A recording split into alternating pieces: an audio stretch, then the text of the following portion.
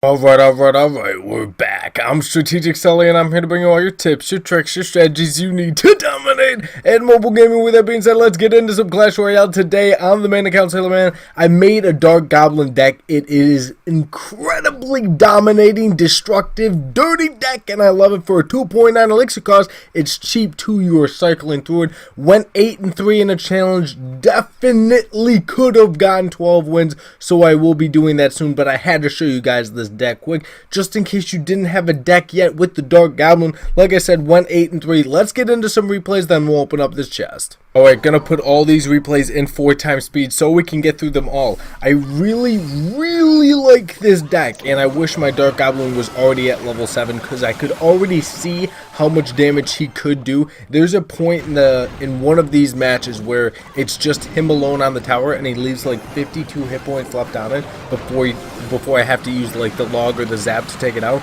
But I know if I could have gotten him to 7 that he would have been able to take him out. He's fast shooting, he's got good damage, he has amazing range, he's very squishy though.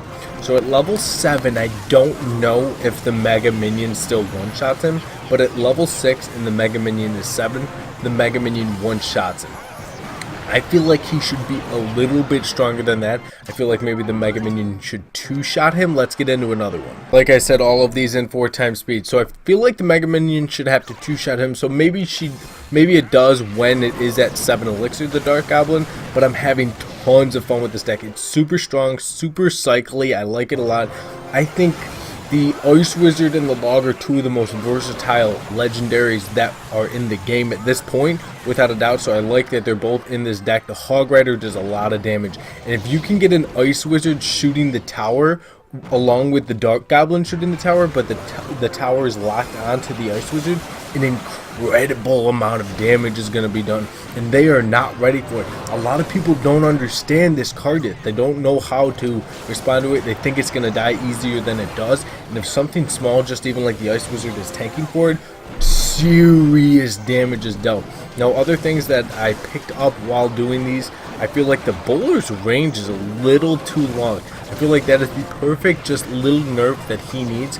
I think he's an incredibly strong card. Let's get into another one. Yeah, I think the bowler's a really strong card. I feel like if we decrease his range by maybe a tile and a half, it will bring him down to not such a dominating level. Did you see that Dark Goblin Ice Wizard?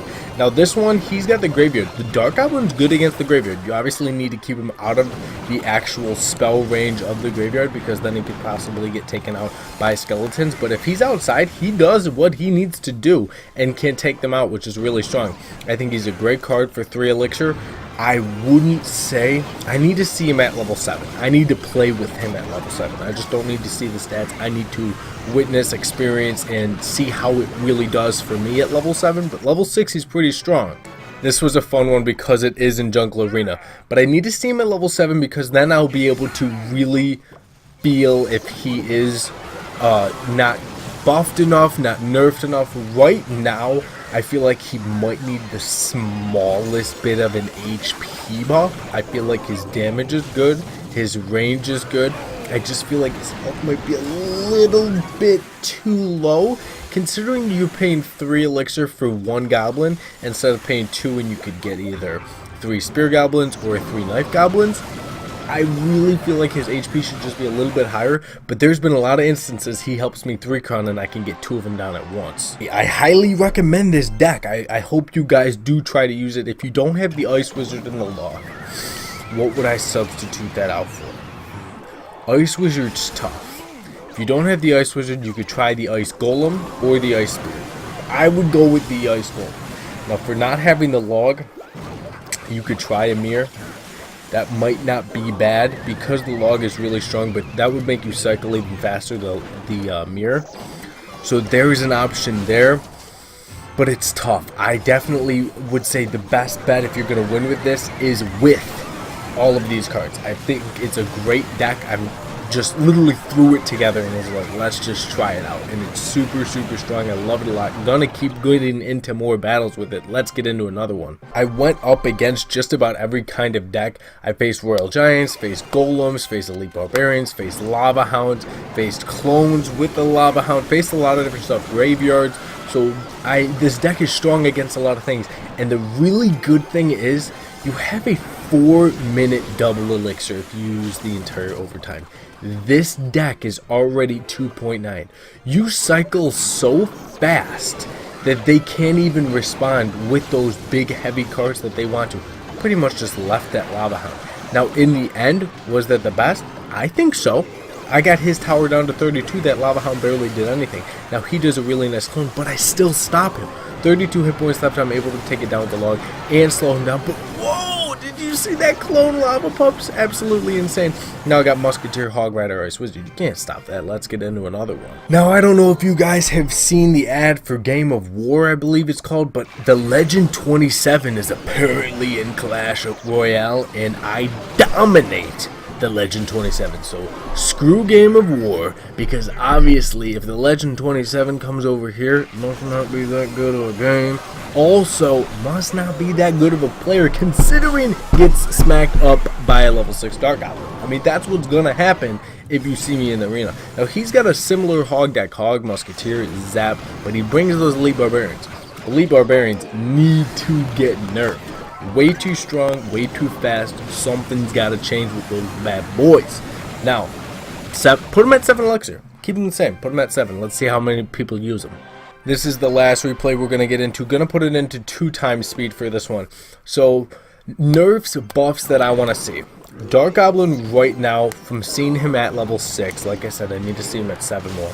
I would say needs a slight HP buff. I know it's obviously the second day for him to be in the game, so it's very early, they're testing him out, but I feel like a slight HP buff would not be bad and wouldn't make him overpowered, but would make him a very versatile card, and he still gets taken out by Zap, Log, whatever it is. But I feel like the Mega Minion, like I said, I gotta see him at 7.